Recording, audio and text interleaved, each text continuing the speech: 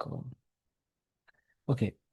Yeah, so we were on network forensics and specifically on network layer evidence, right? Network layer stuff. And we talked about how evidence from the network layer can be extracted, different ways of extracting packets in the network layer, from wired networks and wireless networks, right? In the case of wired network, then you need to physically get connected somehow, right, in order to capture packets.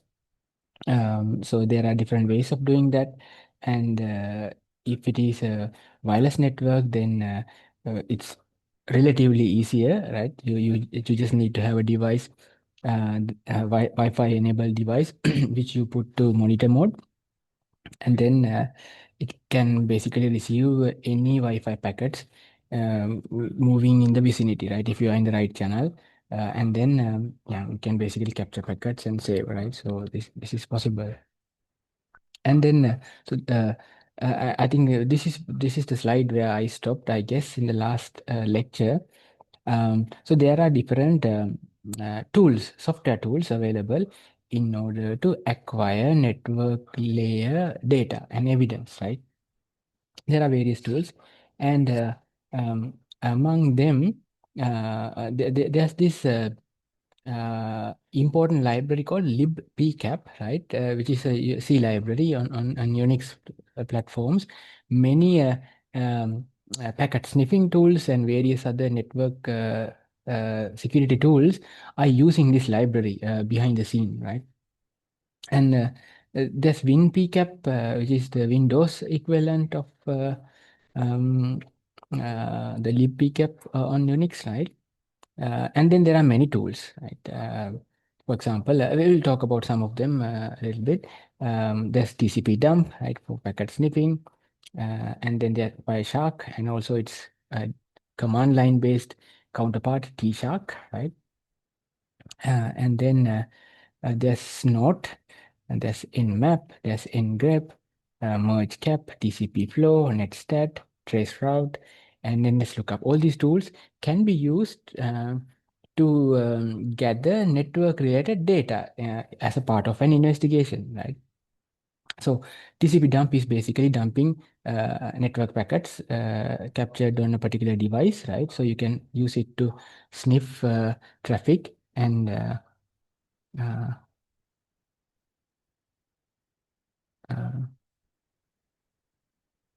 yeah, see your message from no, right? No. Yeah, so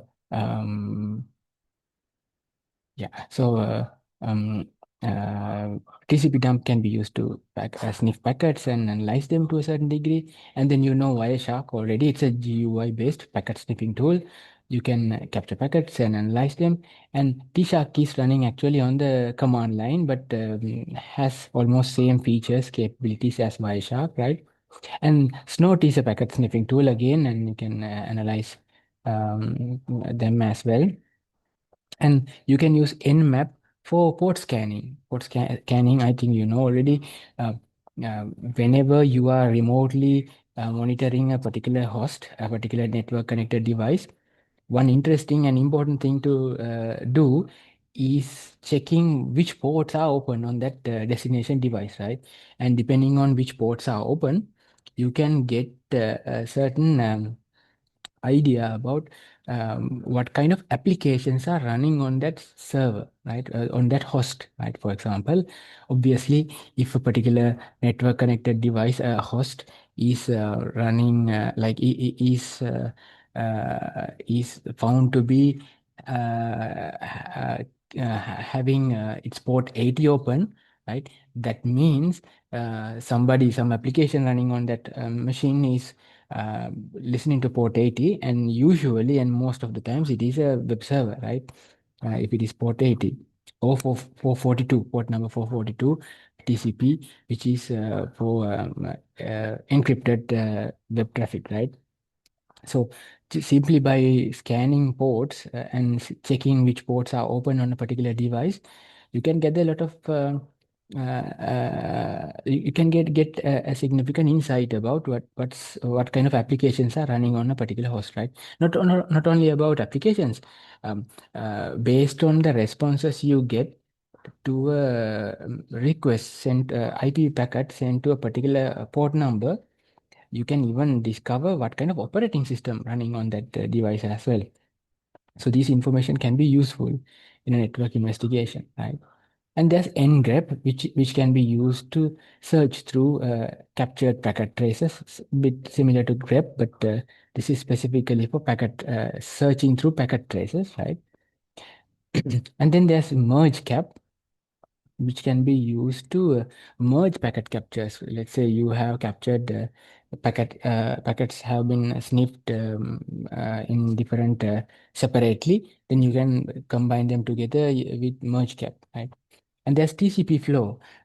When you are monitoring, when you are capturing packets of a network, you capture individual packets. Let's say you are using Wireshark, you capture sniff the network, so you get individual packets. However, what we would be really interested to see is data being transmitted through sockets, right? TCP sockets most of the times between two hosts, right? But just by looking at individual packets on captured in a packet trace, you don't really get to see this actual data that went through the socket tunnel, right? So the TCP flow is a tool that which you can use to uh, um, uh, uh, capture TCP. Okay, hold on. Yeah, so you can unwind the TCP like packet stream and be able to see the data actually inside the uh, inside a TCP socket, let's say, right? So that kind of things are useful. For example, let's say someone open a TCP socket and then deliver some malicious content, some files through that TCP socket to a destination host, right? Just simply looking at the individual packets, this does not show anything to us in that case. But if you combine these packets and um, uh, extract the data that actually went through the TCP socket, is this data stream went through the TCP socket, then you get to see these files that has been transferred, etc. Right? And um, and then there's netstat, which you can use on a particular host to get information about open ports. So this is not like the nmap where you are scanning a remote host's open ports. In the case of netstat, you are just viewing the port information on a particular host. Right now, you run this utility on that host, and you can see which ports are open on that machine and which applications are listening to that those ports, etc. Right? So you run netset on that specific host in order to see its port usage, right? And traceroute, I think you have used that considerably. Like you can use that to basically see all the intermediate IP addresses hosts through which a particular packet has gone through, right? I mean, from one place to another place. What is the packet forwarding path? Which routers are there in the middle, etc., can be discovered using traceroute, right? And finally, you have an NS lookup, which you can use to map between a domain name and the IP address, right? What is the IP address of the machine that holds the particular domain name, right? So that kind of things can be discovered. So I think you should notice that. All these are not really specific forensic tools, right? I mean, these tools are not designed or implemented aiming for digital forensic purposes and network forensic purposes. These are just generic network security tools, network monitoring tools, right? And which we can use for general security purposes. However, these very same tools can be repurposed for network forensic stuff, if the user knows what they are capable of doing and how to use them intelligently in order to in order to gather network layer evidence, right? All right. So these are the tools. There's this interesting language that again you may have come across. There's Berkeley Packet Filter (BPF) language, right? So this is a language which you can use to specify your search terms or specify certain criteria on how network layer packets and data should be handled, right, during packet capture or later analysis, right? Um, so this BPF is supported, language is supported in libpcap and various tools that are actually based on libpcap, right? Um, so basically, what we do with BPF is it specifies certain fields and structure which we can use to specify what kind of packets and packets of what nature should be should be captured and made available to the investigation. So I mean made available for whoever monitoring the network, right? So in our case, it's a network investigator. For example, you can specify the type of the packet that you are interested in, right? So, what kind of identifier, a number that you are referring to? Are we talking about a host address? Are we talking about a network address? Are we talking about a port number? Or are we talking about a range of ports, right? So this will be the type, like what kind of thing are we looking at, right? And there's a dir field which we can use to specify which direction the packets are going at. We are like trying to capture the packets in real time, and we want to know, like we want to specify that we are interested in capturing packets that are originating or destined to a particular host, right? So we can specify whether we are looking at the source of something or the destination of something, right? We can specify that.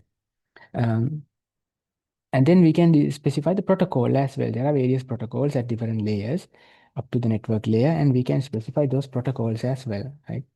For example, we can say whether we are specifically we are looking at um, uh, um, um, the Ethernet layer frames, right? Or FTDI or TR or like wireless LAN, IPv4 or IPv6, right? And then there are ARP, reverse ARP, right? And then TCP and UDP.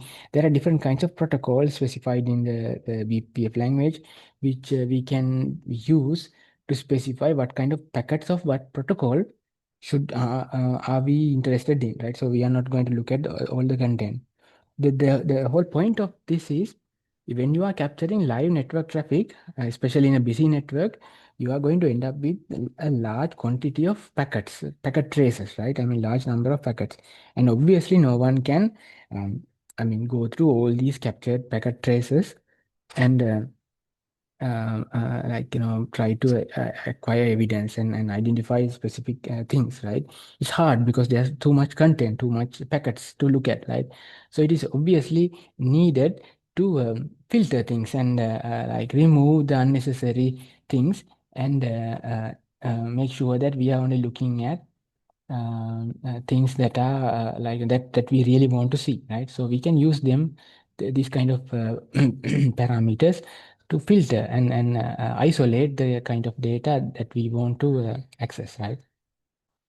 And then we can have multiple conditions and combine them together with logical Boolean like operators, right? You can do just and or and not operations, which we can use to combine these things, right? For example, look at these examples. Here, what we have written there is we have source host 192.168.1, right? And what this BPF string specifies is we are interested in packets originating from this particular IP 192.168 and 1, right?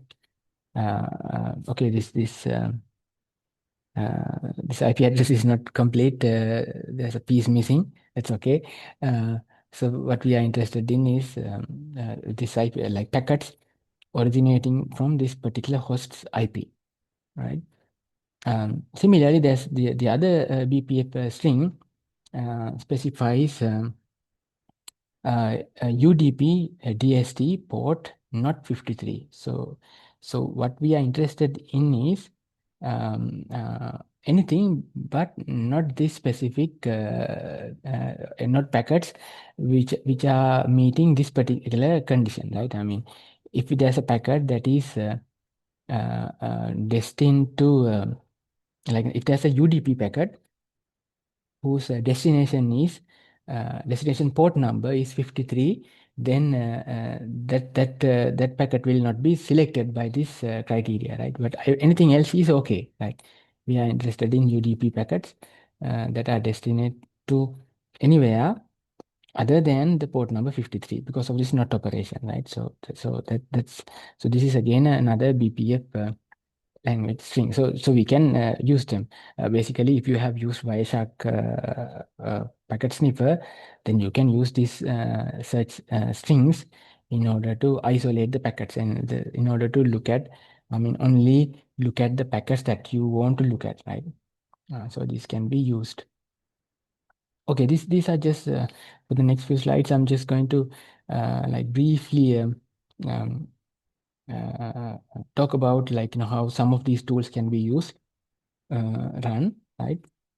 So so you have a TCP dump here. So this is the potential use cases of TCP dump tool. So it's basically a tool that you can use to capture um, packets, right? So here what we have done is we have run TCP dump with sudo permission, privileges, right? Sudo TCP dump and -i, and we have to specify the wireless network or whatever the network interface. What I have specified here is the wireless network interface, right, on this computer. And I have set the VPF string, right, like search string. So what I have done is we are interested in TCP packets, right? Well, not really interested because we have not operation in the front at the front. But anyway, first of all, we select TCP packets, and they should be going to or coming from port 80, right? So any packets, any TCP packets that are going or coming from port number 80 should not be captured, right? That's what this not operation says. So anything else is okay. Any kind of packet can be captured by TCP dump other than packets, other than the packets, TCP packets that are going or coming from port 80, right? So that is basically unencrypted web traffic, right? That's what we are omitting. Anything else should be captured, right? And then we have a -w parameter, and we can specify the destination file name. So we have set it to my capture.pcap. So TCP dump will be dumping the packets from the wireless network, any packet other than the packets that are TCP, that are using TCP protocol, and also going or coming from port 80. So we haven't specified the destination or the source for this port. So this is basically both destination and source, right? Port 80. So that's what TCP dump is, right? You can see in the syntax, like there are various things you can do. Like, sometimes you don't have to specify the IP. You can specify the host name directly, right? That kind of stuff. Um, and then just like TCP dump, you have T-Shark, which is the Wireshark's command line counterpart, right? Uh, so T-Shark can be used in a similar manner, right? So you can see the syntax down below, which is very much similar to TCP dump, right? So what we do is we run sudo tshark -i. We specify the wireless interface. This is the Wi-Fi interface on my device, right? And you have to specify -f and the BPF string, right? So you can see in the TCP dumps case, you didn't have to specify that any argument there for the search string, but in the case of T-Shark, you have to specify -f, and then within quotes the condition search condition. So we have put the same search condition, the TCP packets and which are going or coming to port 80 should not be collected, right? Anything else should be saved where to this particular file, right? Minus W specifies that um, for this particular place, this packet should be captured and saved, right? So T-Shark can be used to capture packets easily, right? With these BPF strings, right? To specify how and which kind of data should be captured, right? And then finally, we have Wireshark. Yeah, I think almost all of you are familiar with it. Wireshark is a GUI-based packet capture packet sniffer tool, right? As you can see, all the packets captured are nicely printed and so that the observer can, like in real time, watch what kind of packets are being captured, which protocols are there, etc. Um, and then whenever you click on a particular packet, it opens the content of the packet down below in the Wireshark window, and there you have certain fields. Certain fields that um, in the trackers are automatically detected, and Wireshark shows the data in each field and each layer, right? Um, so you can see the size of the captured packet.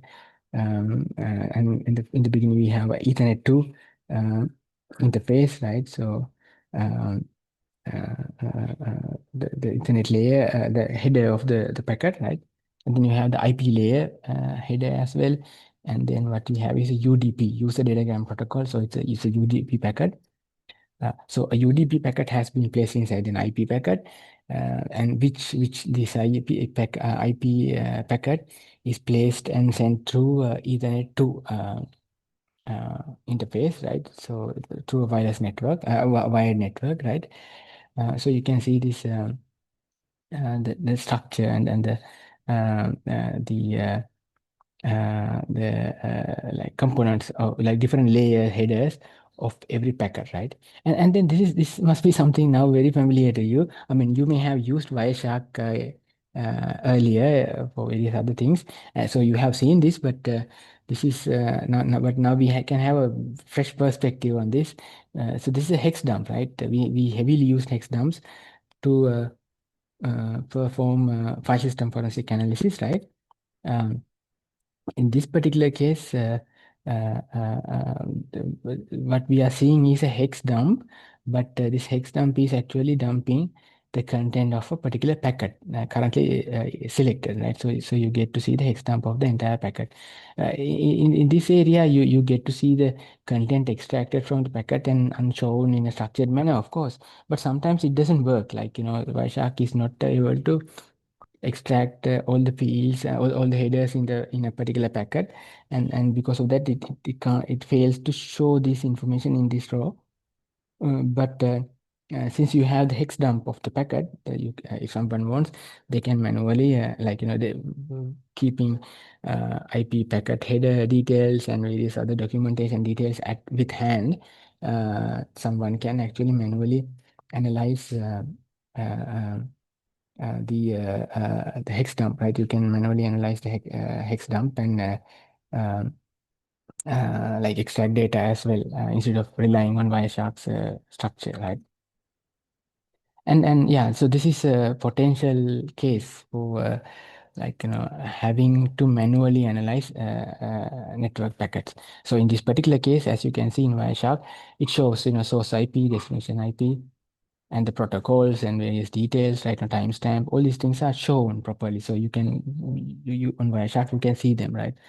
But in some cases, like while you are trying to capture packets from from a network, you may see something like this in Wireshark window, right? It is completely unable to see the internal protocol, right? I mean, um, you capture a packet, I mean capture packets, and for many packets, the details are not really understandable, right? So on our protocol, I mean, the Wireshark cannot recognize the protocol. Why this happens? Well, this can happen sometimes. Well, if unintentionally, then this can be due to a packet has got corrupted due to some reason, but which is a very rare thing. Uh, One potential reason for this can be someone in the network is using a custom protocol which is not a default protocol. For example, in this case, there's 802.11, right, which is Wireshark, which is Wi-Fi, and inside the Wi-Fi frame, you can put any content and send, right? You don't have to worry about the layered architecture and then, like, from application layer down to the physical layer, the network layer. Someone can build a custom protocol, and they can put their data inside the Ethernet frame and then send it, right? And the issue is when such a packet is captured. Wireshark cannot really decompose it and show the internal content because Wireshark doesn't recognize this protocol, right? The protocol is a proprietary uh, protocol, right? So in such scenarios, Wireshark is not capable of showing us the data, right? And this can be partially due to the data is encrypted as well. So whatever the reason, you can't really see the data and the different fields in the packet, right? So in such cases, like tools fail, tools are not able to show you the content of the packets. So all we will be left with is these hex dumps, right? You have the hex dumps of the packets, and we can look at it. We can analyze it. We analyze these hex dumps manually in order to identify any, what kind of data is being transmitted, where it is coming from, and where it is going, etc. Right? Although the protocol is packets are like, having custom protocol internally, right? Uh,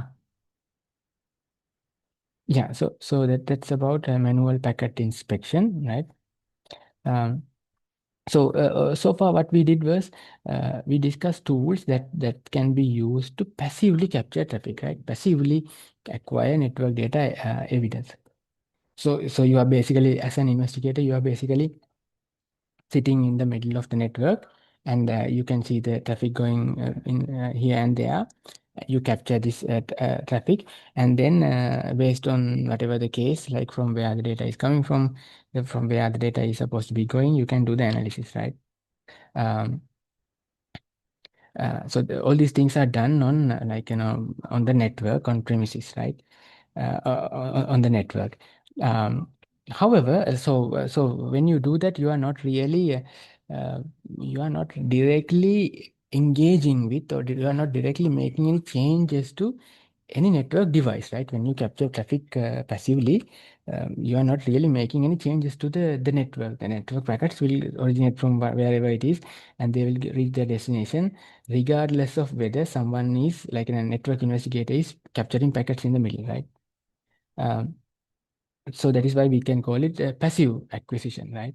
Um, in contrast, in some cases, we need to actively acquire network device evidence from network devices as well. You have to actively engage with the device and then acquire evidence, right?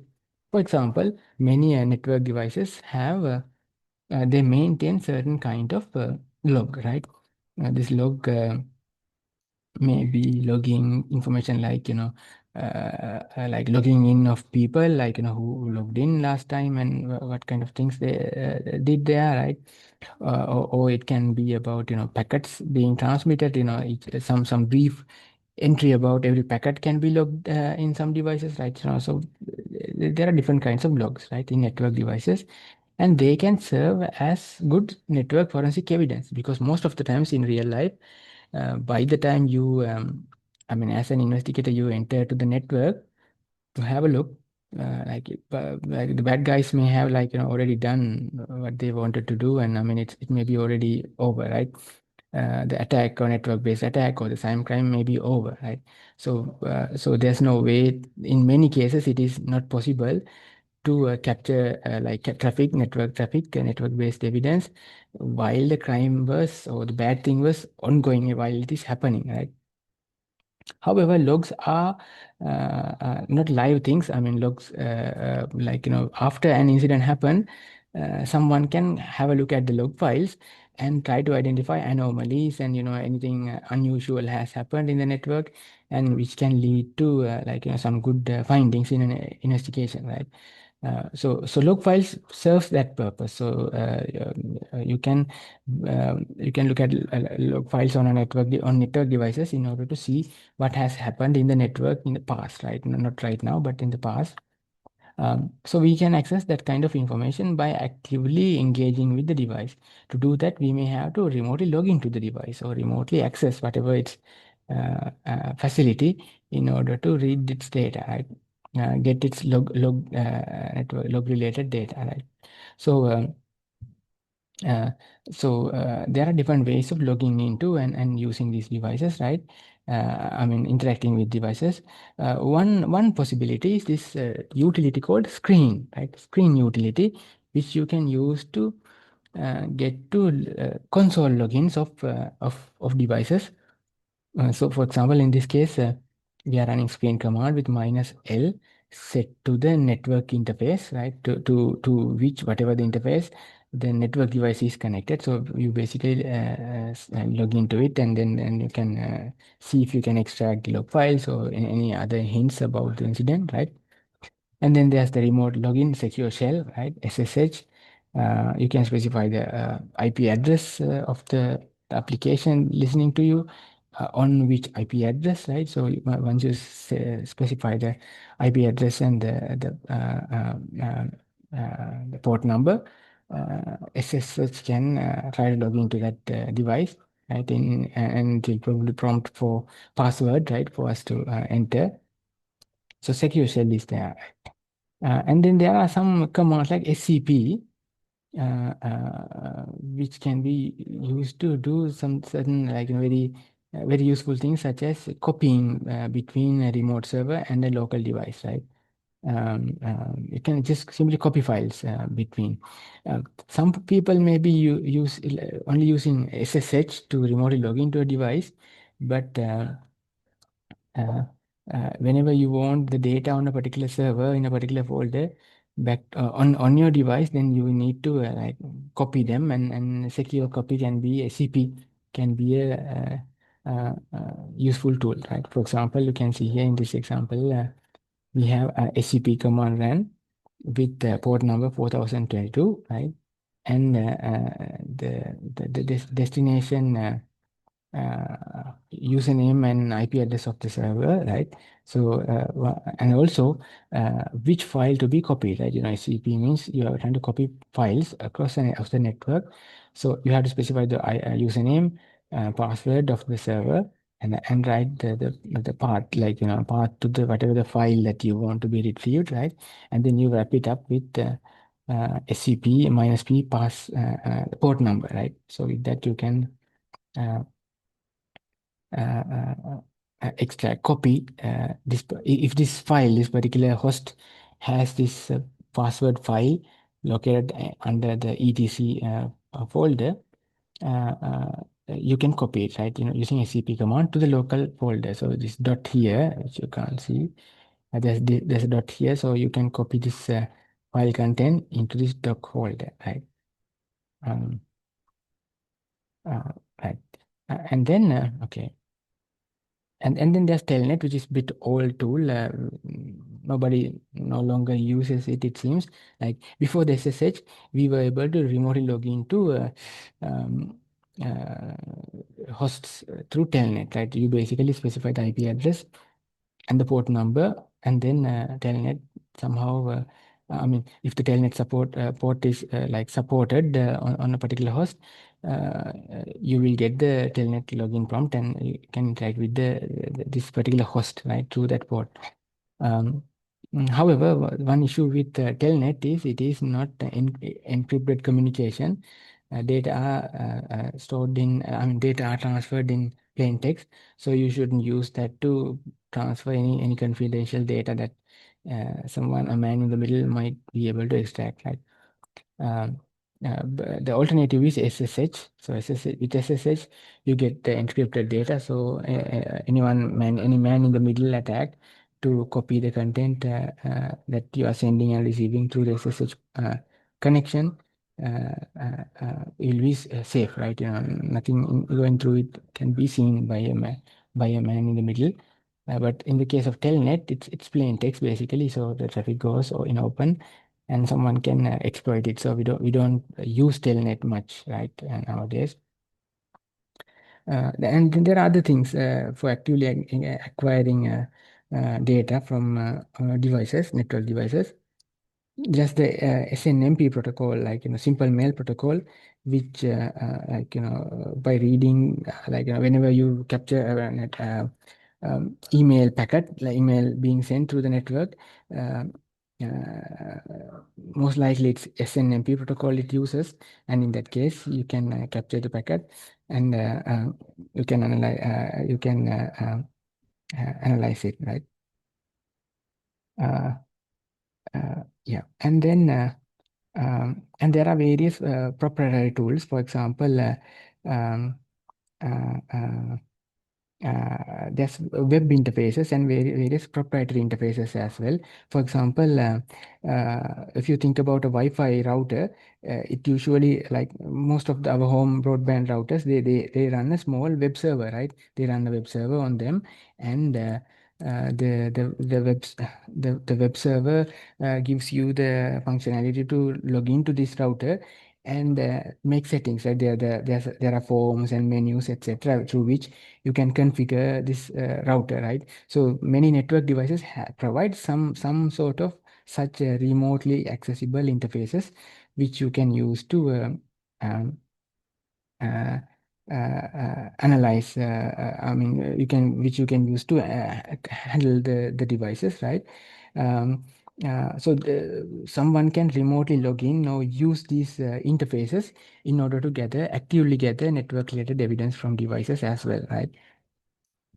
Uh, all right. Okay. So many ways to gather evidence, right, from the network layer passively as well as actively, right?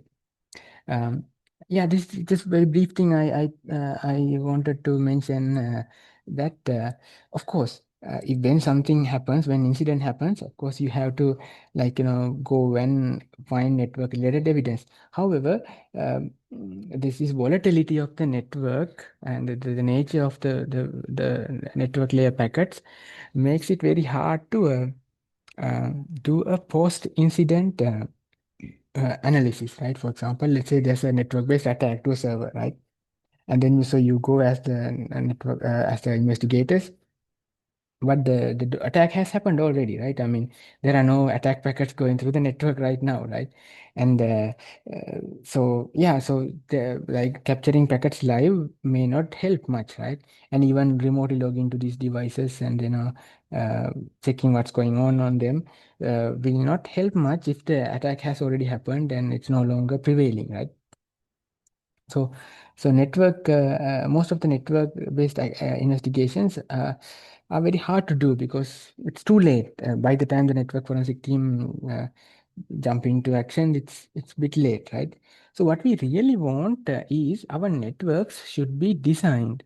Our networks should be implemented in a way that they can be used to uh, um, they can be used to perform network forensic analysis later, right? This is what we call readiness, right? Forensic readiness. So if we have forensic readiness in our networks, then whenever something bad happens, like related to a network, the network is designed in a way that the investigators can go and capture like evidence that helps to solve whatever the like incident or the crime, right? Um, so we need forensic readiness tools, right? And there are products even like in the market which organizations can use, right? For example, in this picture you can see what we have is an organization have their network with their users and hosts and the servers, and they have internet connectivity to the outside world, and they have databases, so many things, right? What this forensic readiness means, there are some special equipment deployed in the inside this network which captures traffic continuously and like monitor various other things happening in the network, and they log them. They store them in a forensically sound manner. Forensically sound manner. So when we have such a forensic readiness framework is deployed on in a network, then whenever something bad happens, the investigators can go and look at it. For example, let's say it's like a black box, right? It captures what all the incidents happening in the network, so that we can later go and analyze it, right? Just like CCTV for humans, right? I mean, we don't use, we don't turn the CCTV camera on only when, after a crime has happened, right? I mean, CCTV camera should be always operational so that when something happens, you can, when something happens, you can go and see the recordings and find it, right? But similarly, we need to capture network traffic and monitor network activities continuously, right? So that whenever something bad happens, whenever a network investigation is launched, our network is contains evidence what we need, right? So it's forensic ready, right? Um, yeah, so this is I'm not sure whether I mentioned this to you at some point in the past, but yeah, so this was a former student. Probably I didn't tell you about it. This was a former student of UCSC, a student in MIS batch, Master of Information Security program in 2022. Um, so he built uh, he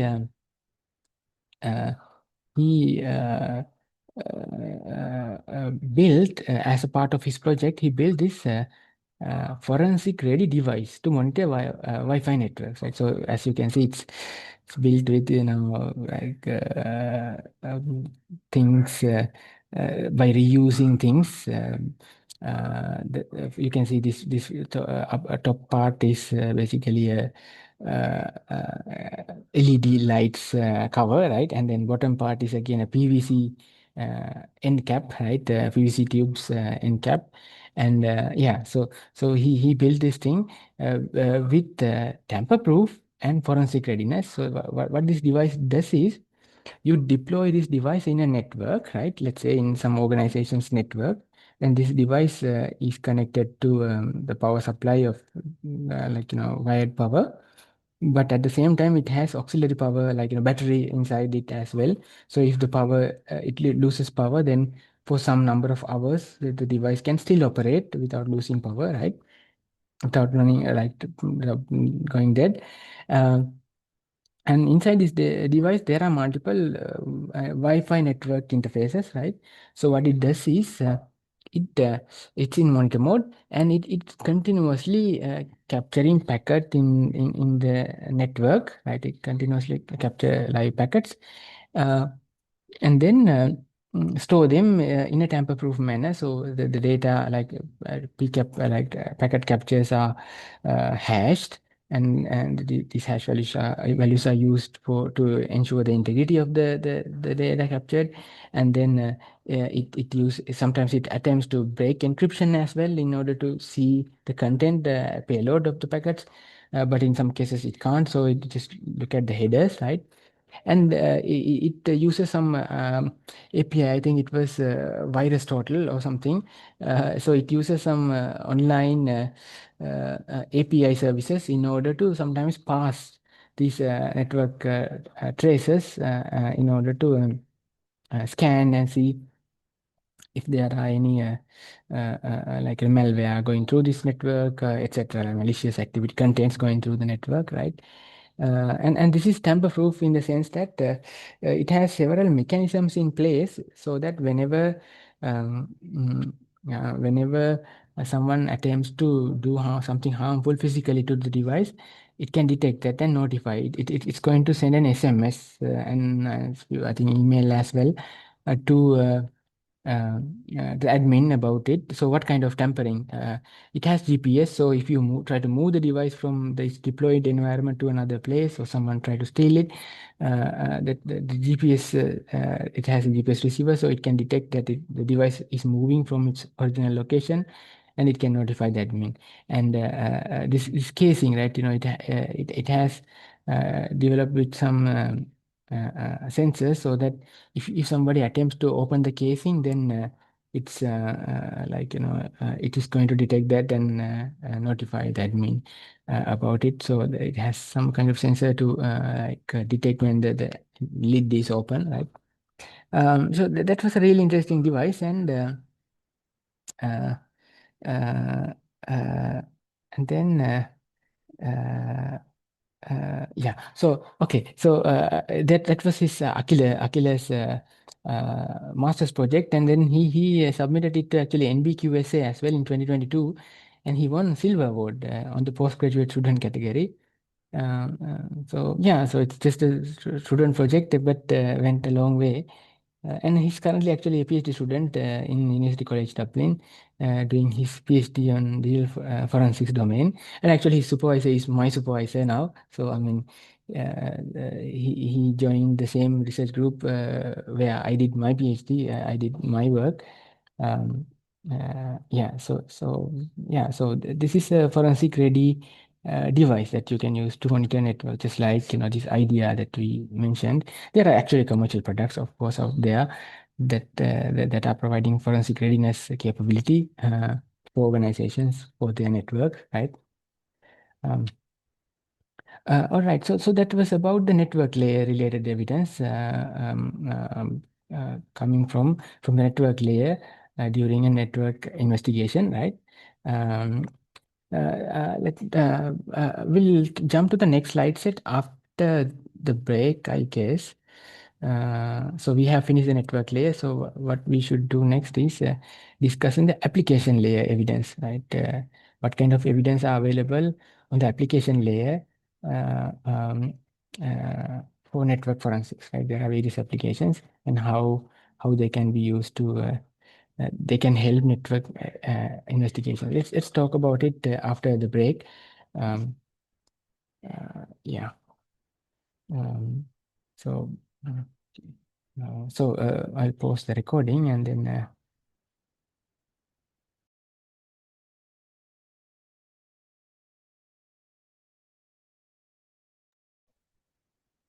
okay, so let's go back. So the next topic will be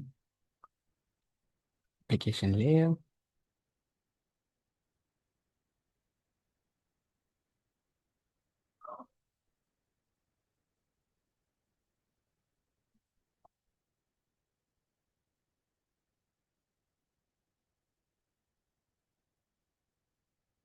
All right.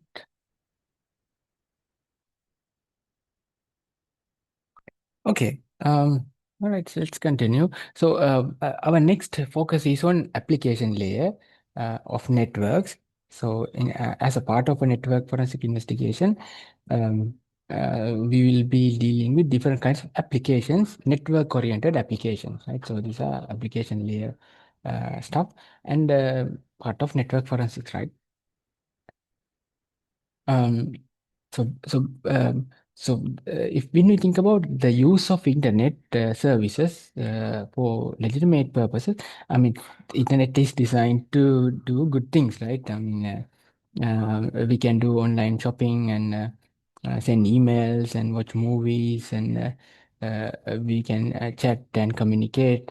Um, we can do all kinds of things, like there's e-commerce, and like we can learn online and everything, right? So there are all these legitimate uses of the internet, right? And there are lots of money involved things, right? I mean, there are like um, e-commerce platforms, like to buying and selling things, and banks are there, banking happens online. So there are various places on the internet and the web which may be attractive for criminals, right? Things that may be um, that may have some that may open up opportunities for criminals, right? So there are various criminal uses of the internet. Internet can be used by various parties for malicious purposes, right?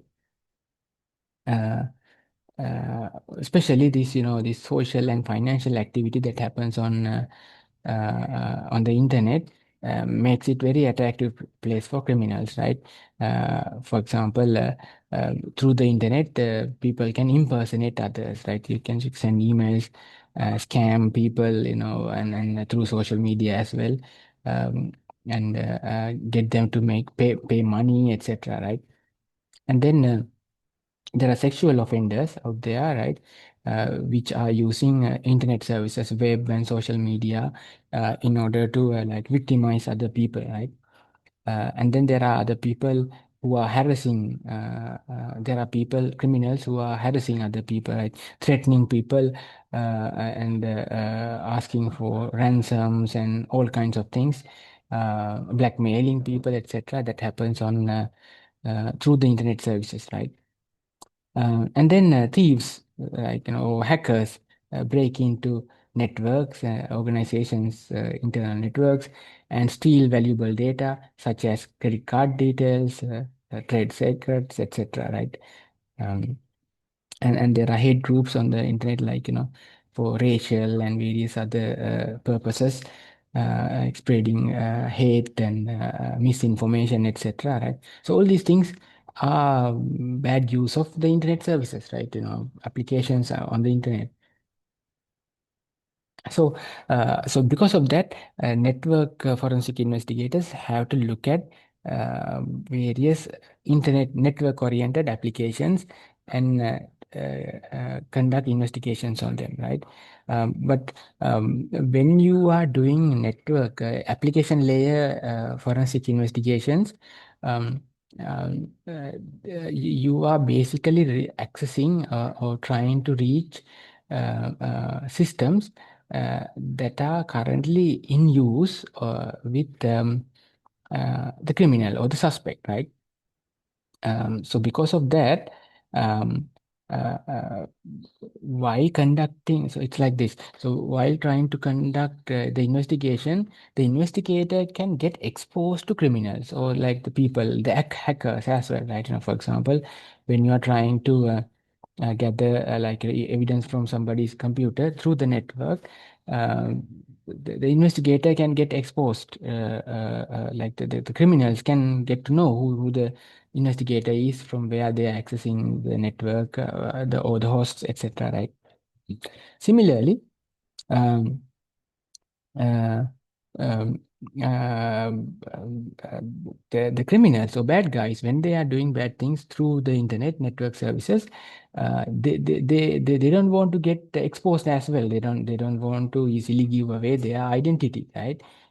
To law enforcement. So because of that, they will try to do their best to protect their identity as well, right? I mean, they will do various things to hide their identity and stay anonymous, right? So as a network forensic investigator, it is important to recognize that, first of all, our, like, the people under investigation may have hidden their identity, and like, what they are exposing may not be their real identity on one hand. And also, the network forensic investigators should make sure that their own identity, the investigator's identity, is protected and not exposed to the criminals while conducting the investigation, right? So this is like the two sides of the same coin. I mean, investigators want to protect their identity while conducting the investigation, and at the same time, criminals will definitely need to protect their identity. They don't want to get exposed as well, right? So for all these things, there are the various mechanisms and methods that can be used, right? Um, for example, there are proxies, right? Whenever you are seeing a packet coming through from a particular source, or a packet going to a particular destination, the source IP or destination IP does not necessarily represent the actual end device, right, of this packet, right? I mean, where this packet is going to be destined, right? There are proxies, for example, in organizations, their internal devices, network devices, are having private IP addresses, right? They will have a public facing router which has a public IP address, right? And then outside that it has the internet, right? I mean, all the public routers and hosts, etc., right? So whenever a packet arrives to a destination device inside this private network, like a packet is not addressed to that private IP address of the actual destination, right? I mean, the packet will be destined to an IP address, to the public IP address of the organization, that like whatever their router or whatever, right? So so if you capture a packet on the network which is destined to this IP address, that this destination IP address does not mean that this IP address is the actual destination device's IP address, right? This can be the proxy server's IP address, right? I mean, the actual destination can be inside the proxy. I mean, on the other side of the proxy, inside the private network, right? So that's something we need to be careful about, right? Just an IP address does not prove anything, right? Unless we can really map it to a particular device inside an organization, right? And there are bots as well. This is another thing, right? In social networks and various like online spaces, there are automated scripts or programs that are doing things that usually a human would be doing. Like, there can be social media accounts handled by bots, like, automated. So the things shared by these tools are, I mean, on these platforms or on these accounts are not really originating from humans. They are actually like, automated programs doing things, right? So there are bots, right? So we need to keep that in mind, right? And then there's encryption, right? People use encryption to protect their data and communication, right? So whenever packets are going through the network, most of the times the payload will be encrypted. It is very unlikely that plain text, like in any important scenario, the data will be sent through a network in unencrypted plain text form, right? It's a very unlikely thing to be. Like nowadays, everybody, like websites, use encryption, HTTPS, and like, when you remotely log into a service, a device, you use SSH, right? So all these things are encrypting data, right? Content sent and received. Um, so use of encryption is it poses a challenge when criminals use encryption for their data communication. Then it poses a challenge to the investigators. At the same time, when the investigators are accessing systems and doing things, they need to use encryption as well, right? And then there's the anonymity and pseudonymity in network. For example, when you are sending and receiving emails, right? Just because the sender's email address is specified as a particular email address does not mean that an email may have actually originated from that email account. For example, when you receive an email from my email address, um, like, so you see the sender's email address place containing my email address, but that doesn't really prove that I sent that email, right? It is possible to it is possible to uh, uh, um, fabricate email contents that looks like they are coming from a different source, right? Uh, so it's so emails can be forged, right? And then the emails can be sent with anonymous. There are various services out there that can be used to send emails without hiding your identity. So the email will be an anonymous email address, right? The owner of the user behind that email account is not known, right? And similarly, in pseudonymous case, uh, someone can assume someone else's identity, or like, some hypothetical, I mean, like made up identity, and use that, which is not the real identity of an individual, right? So emails can be sent and received, like, in anonymous and pseudonymous way, right? And then there's the encrypted, multi-layer encrypted network such as Tor network, right? And there's this I2P as well, Invisible Internet Project. Um, and then VPNs are there as well, right? So at least Tor network and I2P, like free platforms, which consist, which um, um, define uh, uh, which creates the dark net, right? So the traffic on the Tor network and all the onion sites hosted there, so which are a part of the dark web, right? And then we have the commercial aspect of it as well, VPNs, right? VPN ensures that data is communicated end to end between certain hosts, right? So it's not possible to break into intercept communication that we send through the internet through VPNs, that virtual private networks, right? So these are things. These are things that need to keep in mind as well, right? For example, an onion website hosted in the Tor network is it's not easy to find out who's behind this onion website, right? I mean, who's behind who's running this particular website. In the dark web there are, websites selling illegal material, weapons, etc., right? And trying to track and find the sources is not easy, right? Because of the way these networks are designed, right? And finally, and but not last but not the least, cryptocurrency is another thing which poses a challenge, right? I mean, sometime back, whenever, like, regardless of where a criminal is and what they do, as soon as they get a payment to their bank account, then you can easily track them, and you can find out, like, you check the bank account details of someone and how much money they have received, and transactions that has happened can reveal some criminal activities.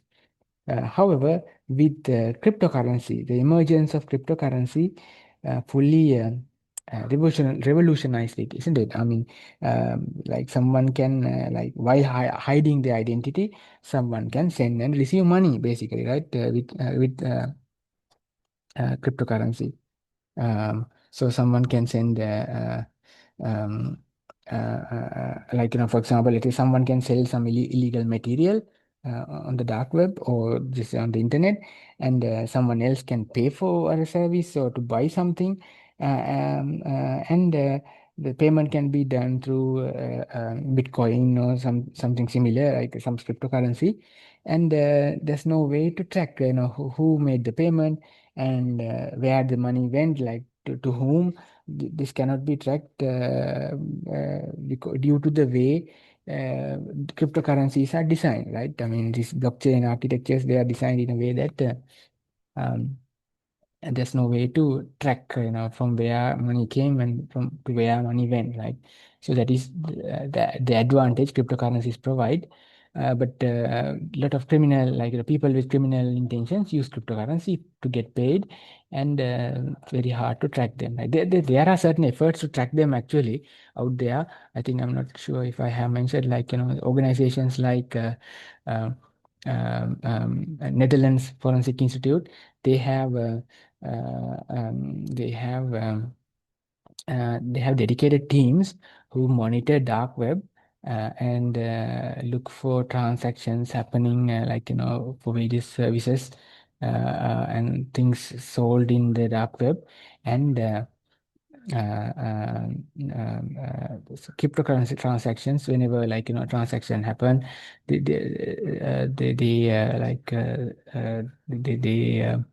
they have certain mechanisms in place to monitor them to a certain degree, right? It's not 100% successful, but there are mechanisms. So certain law enforcement agencies are um, uh, uh, uh, trying to monitor these things, right? But anyway, all these things are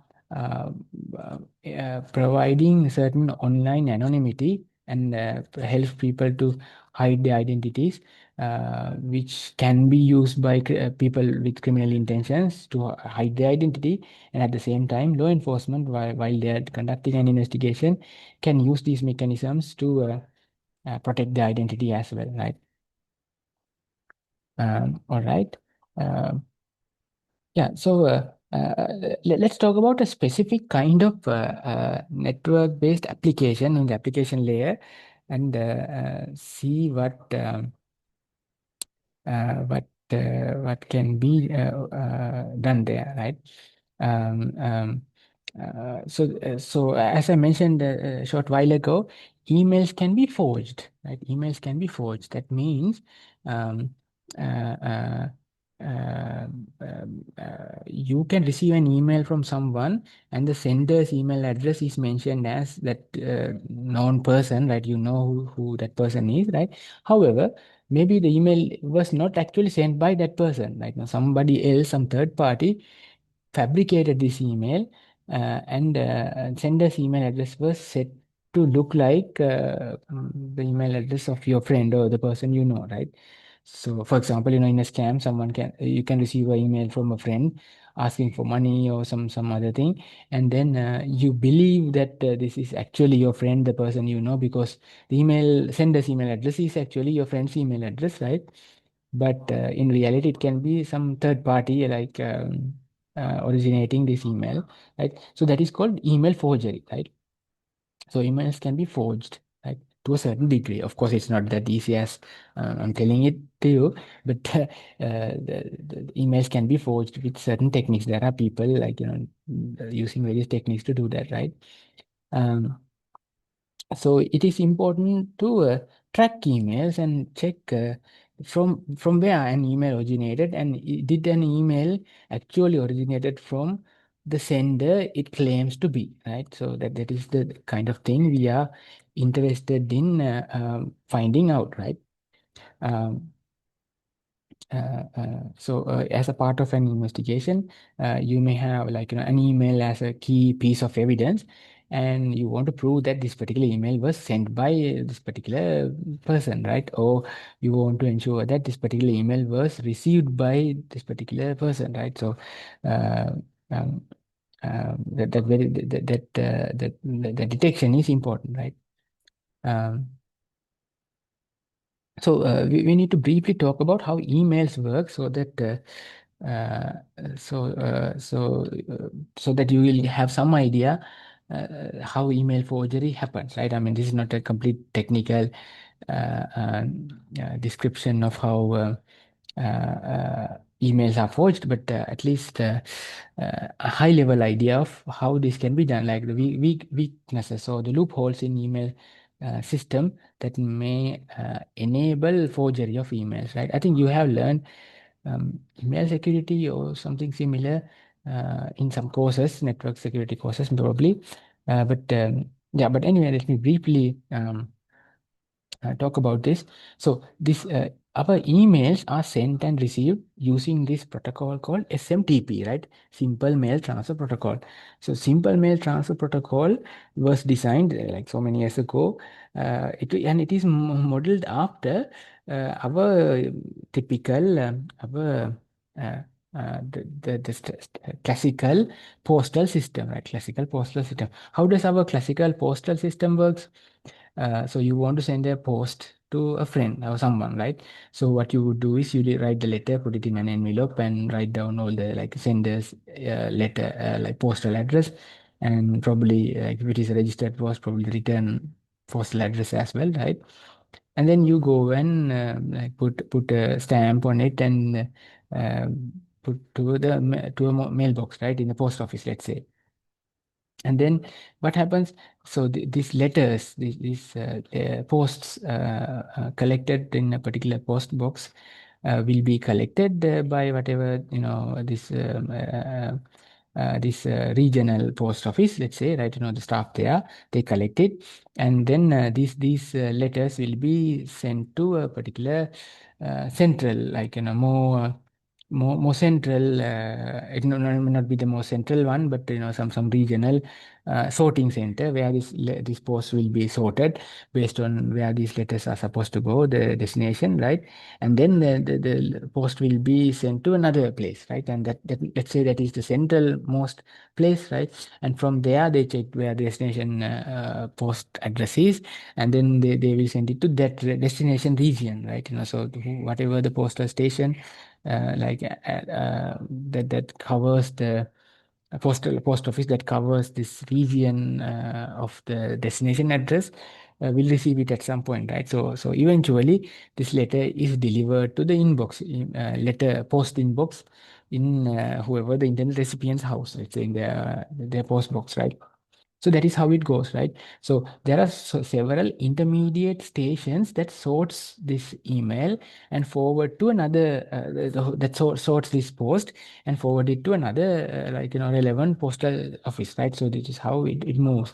And throughout the journey, of course, in Sri Lanka, I don't know right now they may not do it that, but at least when this SMTP, Simple Mail Transfer Protocol, was designed, at least what they referred to in wherever this postal system is, they put seals in on these envelopes so that all these intermediate forwarders of this post put their identity or their signature as their seal on these letters so that uh, there's a trail of uh, which postal stations through which this post have gone through, right? So by the time the post arrives at the destination, the envelope contains the seal of through which this post has gone, right?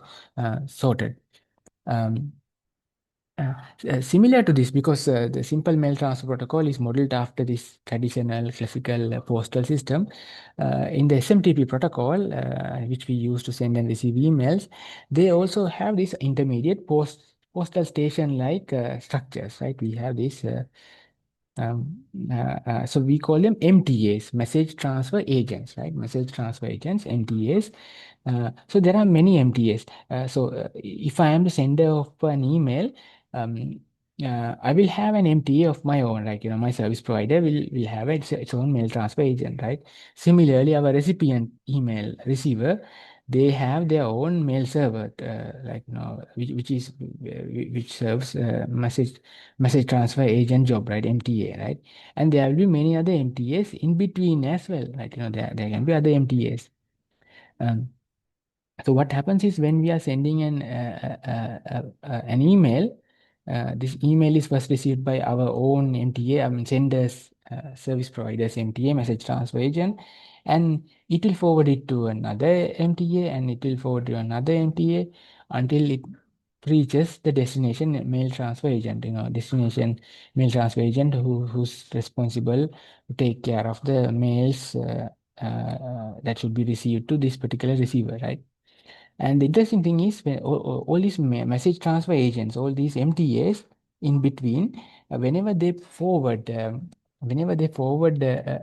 email that they received, they put some entry to the SMTP header. That means the email content, original sender send an email like with the content, and when the MTA one forward it adds some content to the email's header, right? Its own IP address, sometimes a domain name, and various other information like timestamps, etc., right? And then when MTA1, first mail transfer agent forwards it to whatever the next mail transfer agent, let's say MTA2, then the MTA2 will add its own header as well, like some information to the mail's header before it is sent to the end user, right? So because of that, whenever you receive an email, this email's header contains a trail of intermediate message transfer agents that forwarded this email, right? So this information is available in the email header, right? Of course, in our typical let's say if you're using Gmail, when you open a Gmail, you can't see the header, but it provides the facility to, like if someone wants, they can view the header and of a particular email, and you can see the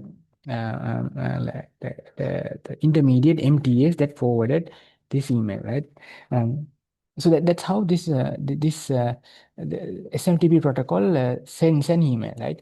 So the advantage to the network forensic investigators is whenever you are looking at an email, you can look at the email's header in order to gain information about when exactly this email has been forwarded, from where, and where it, which MTAs in between this post has been, this email has been queued and sent, forwarded, etc. Right. So all these things are available in the email header, right? So this information in the email header is useful for the investigator to like gain information about how an email originated and where it is going, etc. Right. Um, However, the negative thing is, this SMTP protocol, at least the original version of the SMTP protocol, was designed without really thinking, considering the security vulnerabilities of this, right? That is how these emails can be forged. So what happens is, let's consider this MTA2, right? So this message transfer agent, if it receives a forwarded email, right, from another MTA, right?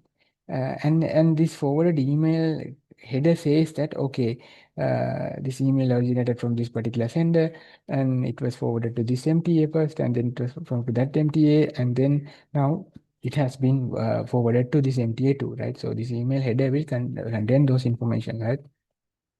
And at least in the original version of the SMTP protocol, this MTA2 simply forward this email, since the destination email address is this receiver, right? Simply put it into the inbox of this receiver without really verifying whether this email actually came from and went through the MTAs that the email header is claiming to be, right? So it does not check whether the sender is verified or not. It just forward it to the destination. So because of that, what can happen is a third party, some man in the middle, like some bad guy in the middle, can get connected to MTA2, just like how any other legitimate MTA would connect to MTA2. Some person with a malicious intent get connected to this MTA by opening a socket, right, to the mail transfer agent 2, and forward and so hand over an email, a forged email, whose header contains a fake trail of, the header can say that, okay, this email originates from this sender's email address, and then it was arrived at this particular MTA1, right? And then it forwarded to this whatever the next MTA, and finally forwarded it to you, right? So the email header will say all these things, which is a forged email header, right? But actual sender has been directly forwarding this forged email, right, a fake email, directly to MTA2. So as long as MTA2 does not try to reach the source MTA, this email header claims to be, like, in order to verify whether such an email has sent, and then MTA2 will be just forwarding it to the receiver, right? I mean, MTA2 will just give to the receiver. Receiver don't know anything. They just receive the email. So everybody believes that the email originated from the sender, right? But what really has happened is there's an intermediate person here who got connected to MTA2 and handed the email to this MTA2, and this email has a fake header with fake trail of different MTAs through which this email has come through, but it didn't come through those MTAs. It directly was injected to MTA2 by, some third party, right? So that is possible. I mean, at least the original SMTP protocol facilitate that, because it's just like HTTP. It's text-based protocol, right? So when you send an SMTP like mail, it's basically text, right? So so someone can formulate an email with this forged header, and if, as long as the intermediate MTS are not configured to handle this one, then they will forward it, and the recipient will believe that email, right? So the emails can be forged, right? So this is such an example. I'm not going to describe it in detail, but this is coming from a textbook. So it shows how someone would forge an email, but this particular attack may not work anymore because it uses telnet. Like in most of the modern servers does not support telnet, like they have like close the telnet port, right? But this just for historical reasons, like this is how an email could have forged, like back in the days. So what this person is doing is on the terminal they run the telnet command with the IP address of particular mail transfer agent MTA, right, and specify the port number, and you get connected to that particular the attacker get connected to this server with the public server with this particular IP address, right? So once connected, through this telnet port, the attacker, like bad guy, can send the forged email header, so that this is what you see, it sends hello forgery.com is the domain name, and then various information, from where it is coming from, and then the destination server is also responding saying that hello. And so this hello forgery.com is like attacker is sending through the text, this through this telnet port with the hello text. Hello is actually specifying the sender MTA's domain name, right? And then the victim MTA is responding to that, believing that this is actually actually a legitimate sender, right? And then the attacker can send through the telnet port information like mail to, a mail from, and then specify the uh, uh, sender's forged sender's email address, and then receipt to, and then specify another email address, right? And all these things are believed by the recipient mail transfer agent, right? If it has telnet port open, then someone can get connected to it, and then forward a fabricated email which is not originated from the actual claimed original sender, right? This is someone maliciously getting connected to an MTA and injecting an email, and the recipient will accept it. I mean, the MTA will accept it and forward it to the inbox, relevant inbox of the email recipient, right? So that kind of things can be done. Emails can be forged, right? Uh, so it's not easy, so as a part of an investigation, whenever you see some emails in somebody's inbox, it's not easy to prove that this email is actually originated from that particular source, right? It claims to be. Of course, modern email servers are using various mechanisms to prevent this. For example, modern MTAs, I believe, whenever they are received an email from with a header which claims to be from a particular source, right? So this MTA can connect to that source MTA in order to try to verify whether are you actually sent, or did you actually forwarded such an email, right? Depending on the MTA1's response, MTA2 can decide and identify whether this is a legitimate email actually originating from that source, or is it forged, right? Uh, Yeah, so emails can be forged, right? So because of that, in this email header, the various domain names mentioned and IP addresses mentioned and the timestamps it has, none of this information can be reliably believed in most cases, because things can be forged by someone, right? But there are certain unique identifiers. There are unique numbers, like data, that may give away information about where the origin of an email is, and I mean what kind of things can be done, and what kind of source the email originated from, etc. Right? For example, this email contains something called a message ID. Right? This is a unique number, global unique number. So whenever an email is sent or received, this MTS has this message ID, right? Uh, uh, let's say someone is forging an email, right? So someone is sending an email, and you are forging the email header, claiming to be coming from somebody else, right? And so this message ID mentioned in the email header has to be a forged content, right? I mean, it can't be a real message ID. And then the recipient, the internet recipient, the recipient's mail transfer agent MTA can check whether the sender's mail server has the same message ID. I mean, they have whether they have sent an email message with the same ID, right? Through that, it can verify whether it's a real email or not, and verify its legitimacy, right? Um, um, so emails can be false, so they need to be handled with caution, and but still there are mechanisms, certain steps that can be taken to track the source of origin of an email, or whether it's to identify whether it's forged or not, etc. Right? Yeah. So that's about uh, email I mean, a potential use case for application layer forensics. So email, looking at email servers and going through how a particular email is sent or received. All these things are part of the network forensics, right? But in the application layer. So we had the network layer, and then the application layer stuff is also network forensics, right?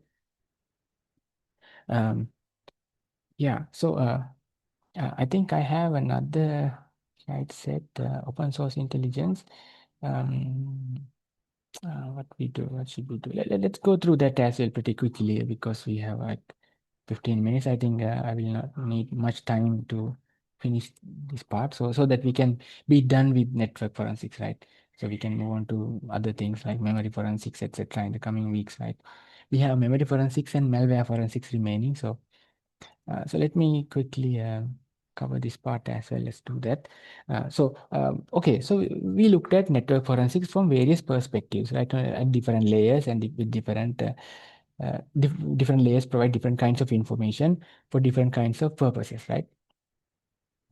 And there's this another kind of network forensics that we can perform um, um, um, using this technique, which you have heard and probably used as well, called open source intelligence, right? Open source intelligence, uh, uh, uh, or we call it OSINT, right? OSINT, which can be used for digital forensics and basically for network forensics, because most of the times the open source intelligence is conducted through the internet, through the network, right? So that's why it's mostly related to network forensics, right? So what is open source intelligence? OSINT, or open source intelligence, is basically using publicly available data sources, right? Using publicly available data sources in order to gather forensic evidence or information to support a forensic investigation. And that's what open source intelligence is, right?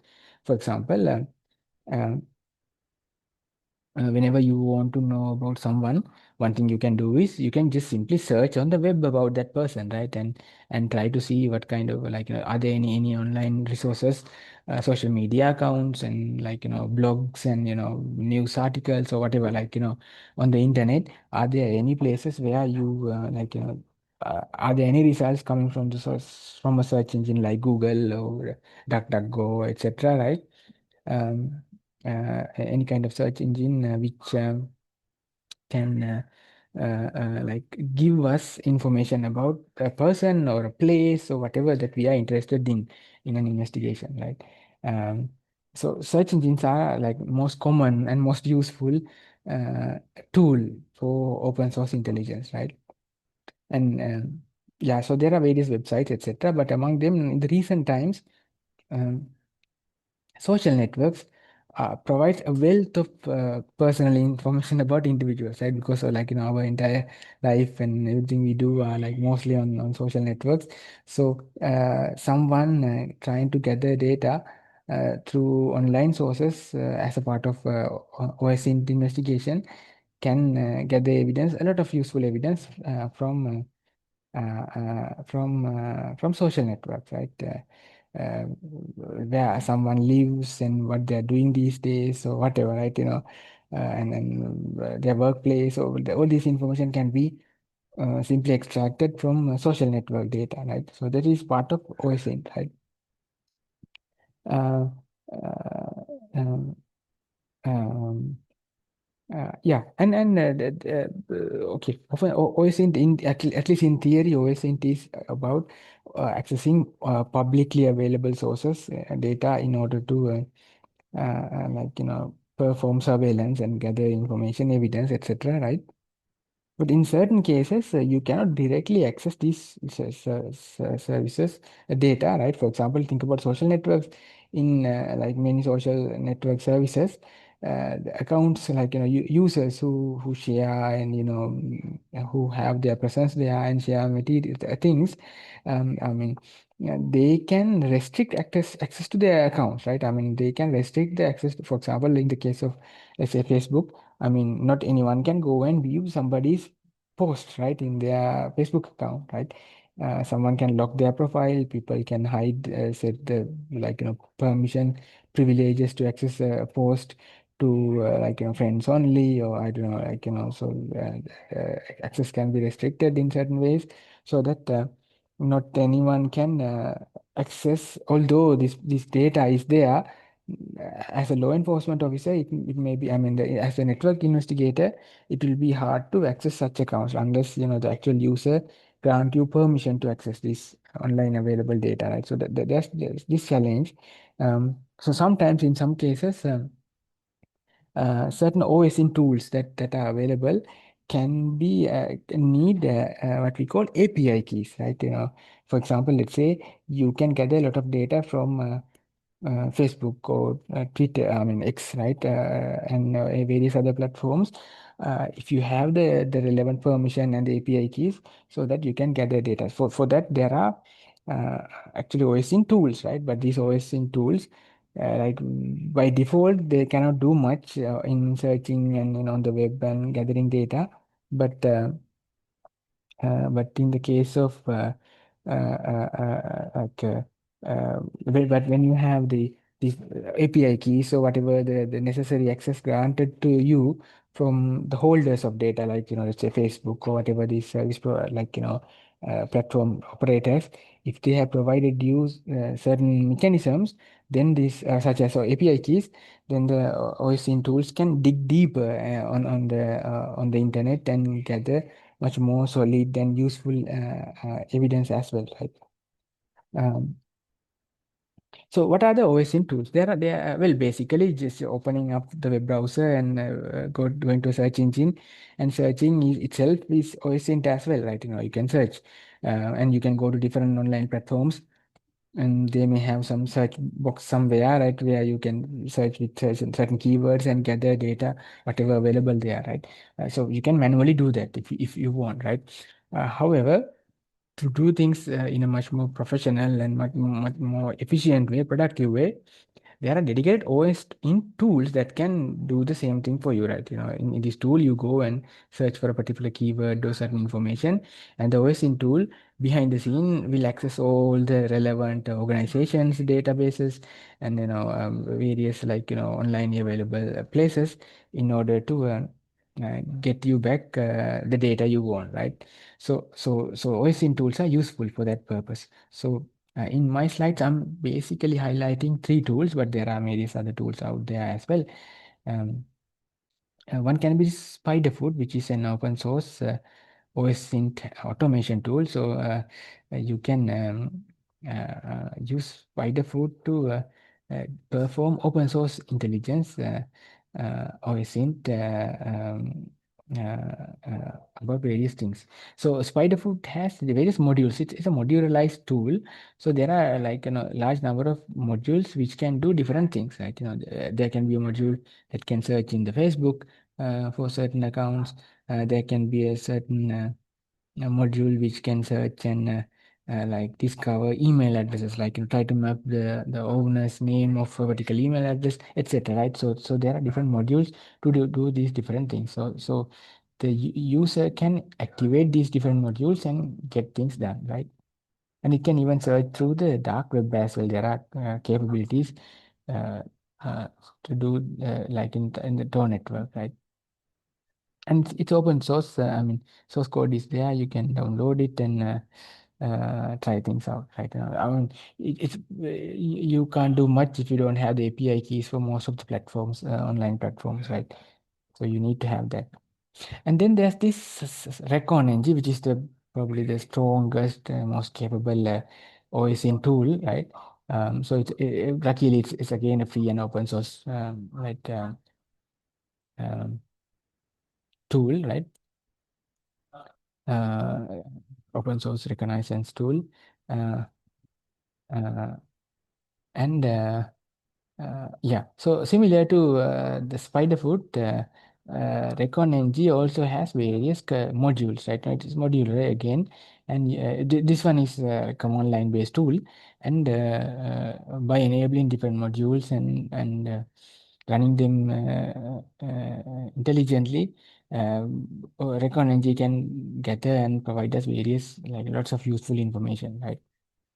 Um, from publicly available sources, right? And this last tool called Shodan, this is not really an OSINT tool for the most part, but you can use it for OSINT like purposes, right? So Shodan is basically a search engine for internet connected devices. So all the devices on the internet that are connected, right? All the devices that are connected to the internet. Uh, so what Shodan does is Shodan mostly does port scans, right, on the internet connected devices and identify what applications they are running, especially from the IoT devices, what make and model, what kind of hardware manufacturer build this particular IoT device and like internet connected devices, and then what operating system they are running, what firmware version these internet connected devices have, like what software running on them, whether they're outdated, are there any vulnerabilities on these different platforms. All these things are searched and gathered by Shodan tool, right? So, for example, there are the servers, right? There are database servers. There are routers connected to the internet. There are CCTV cameras connected to the internet. There are webcams, various IoT devices, right? So Shodan provides a map of all these devices on the internet, and they are like vulnerabilities. For example, if let's say if there is a router in a particular like location on the globe, and this router hasn't been patched with whatever some recent firmware update, right? So Shodan in its search can detect that, and like it shows it in the search engine. It shows this particular router and its current firmware version, its vulnerability, etc. Um, there is it's available, right? So it's a really handy tool. Of course, like bad guys can use that to identify devices that can be attacked as well. But at the same time, Shodan can be used by law enforcement in order to identify whether a particular organization or their certain devices are vulnerable right now, so that they can proactively take actions as well. Uh, uh, yeah, so but again, the sad thing is Shodan is not really free. There are some information that you can freely collect, but you need license. I mean, you need to get a paid account in order to fully utilize Shodan, right? Um, yeah. Yeah, okay. So that's called open source intelligence. So this is again something useful for network forensic investigators, because not always we will be I mean going through like we will capturing live packets, or like logging into organization systems, networking devices in order to actively gather evidence. Like we will not always be able to do that, right? In certain cases, the investigators are not really have the power to get into these systems. So probably the only way available can be OSINT. Like you just gather data from publicly available sources, and still sometimes be able to solve a crime, or like clear out an incident simply by looking at publicly available data sources, right? Um, so that is what OSINT can do, right? OSINT has various other purposes as well, but from network forensic point of view, that's what OSINT can be used for, right? Uh, All right, so that's with that we are ending up our network forensics discussion, right? So we looked at different layers and different aspects of network forensics. Um, As you can see, it's a very pretty broad topic. It's not something that is very focused on things. Like, I think in the file system forensics, we had specific things that we spent time on learning and studying, right?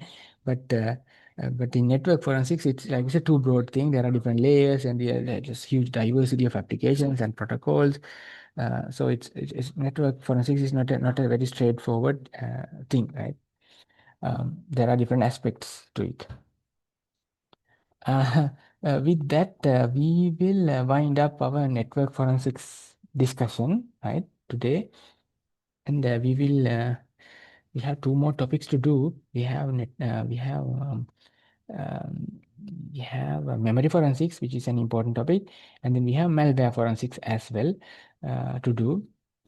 If we have time, I don't know how much time left for us now, but depending on that, if possible, I would like to talk about a little bit of anti-forensics as well, like things that adversaries can do against forensic investigations and how to jeopardize an investigation, what kind of steps they can do, take, etc. Right? These are things to know as well.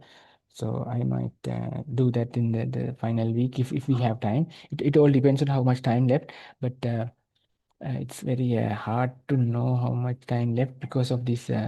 We got some lectures cancelled in the middle as well. I don't know how the semester length adjustments will happen, but depending on that, we'll see. Right? So at least we should do the memory forensics and malware forensics, right? All right. So yeah, any questions? We have a few minutes left before we wind up. So any questions about anything I covered in network forensics topic?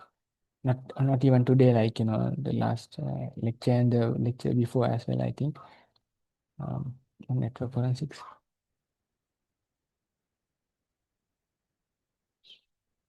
Seems no questions. So all right, so we'll wind up here. I need to tell you about the exam, etc. as well. So since we are slowly getting closer to the end of the semester, um, uh, so at some point, probably in the last week, I will tell you about the paper and things to prepare for, etc. as well.